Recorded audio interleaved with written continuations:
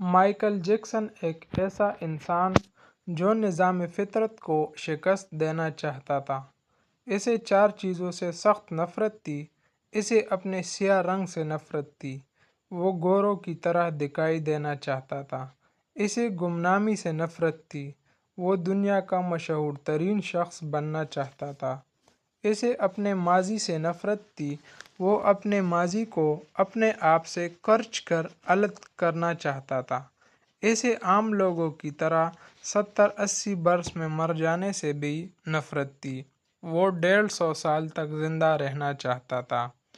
وہ ایک ایسا گلوکار بننا چاہتا تھا جو 2150 سال کی عمر میں لاکھوں لوگوں کے سامنے ڈانس کرے، اپنے آخری گانے گائے، 25 سال کی گرل فرینڈ کے ماتھے پر بوسہ دے اور کروڑوں مداحین کی موجودگی میں دنیا سے رخصت ہو جائے۔ مائیکل جیکسن کی آنے والی زندگی ان چار خواہشوں کی تکمیل میں بسر ہوئی۔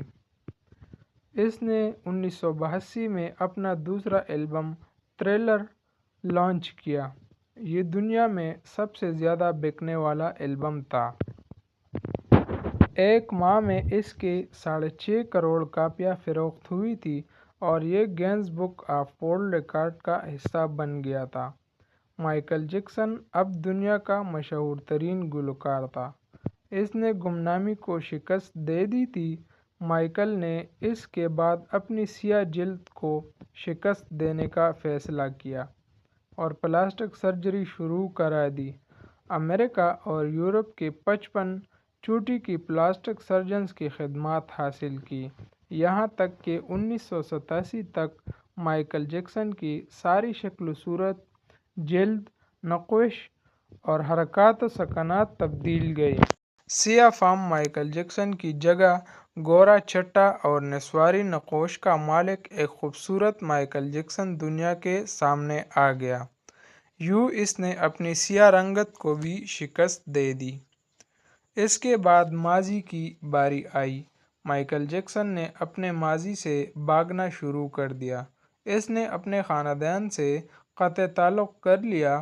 اس نے اپنے ایڈریسز تبدیل کر لیے۔ اس نے کرائے پر گورے ماں باپ حاصل کر لیے اور تمام پرانے دوستوں سے جان چھڑا لی۔ ان تمام اقدامات کے دوران جہاں وہ اکیلا ہوتا چلا گیا، وہاں وہ مصنوعی زندگی کے گرداب میں بھی پھنس گیا۔ اس نے خود کو مشہور کرنے کے لیے ایلوس پریسلے کی بیٹی لیزا میری پریسلے سے شادی کر لی۔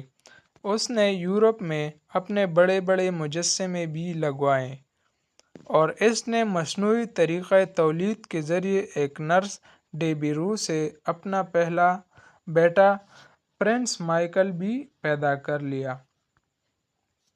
ڈیبی رو کی بطن سے اس کی بیٹی پیرس مائیکل بھی پیدا ہوئی۔ اس کی یہ کوشش بھی کامیاب ہو گئی۔ اس نے بڑی حد تک اپنی ماضی سے جان چھڑا لی، لہٰذا اب اس کی آخری خواہش کی باری تھی۔ وہ 150 سال تک زندہ رہنا چاہتا تھا۔ مائیکل جیکسن طویل عمر پانے کے لیے دلچسپ حرکتیں کرتا تھا۔ مثلاً وہ رات کو آکسیجن ٹینٹ میں سوتا تھا۔ وہ جراثیم، وائرس اور بیماریوں کے اثرات سے بچنے کے لیے دستانے پہن کر لوگوں سے ہاتھ ملاتا۔ وہ لوگوں میں جانے سے پہلے منہ پر ماسک چڑھا لیتا تھا۔ وہ مخصوص خوراک کھاتا تھا اور اس نے مستقل طور پر 12 ڈاکٹرز ملازم رکھے ہوئے تھے۔ یہ ڈاکٹر روزانہ اس کے جسم کے ایک ایک حصے کا معائنہ کرتے تھے۔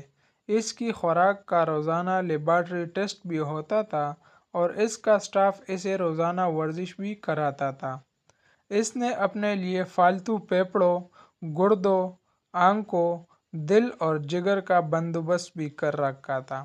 یہ وہ ڈونر تھے جن کے تمام اخراجات مائیکل اٹھا رہا تھا اور ان ڈونرز نے بوقت ضرورت اپنے اعضاء اسے عطیہ کر دینا تھے۔ چنانچہ اسے یقین تھا کہ وہ 150 سال تک ضرور زندہ رہے گا، لیکن پھر 25 جون کی رات آئی۔ اسے سانس لینے میں دشواری آئی۔ اس نے ڈاکٹرز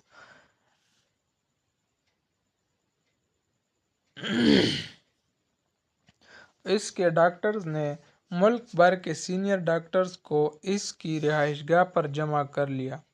یہ ڈاکٹرز اسے موت سے بچانے کے لیے کوشش کرتے رہے لیکن ناکام ہوئے تو ہسپتال لے گئے۔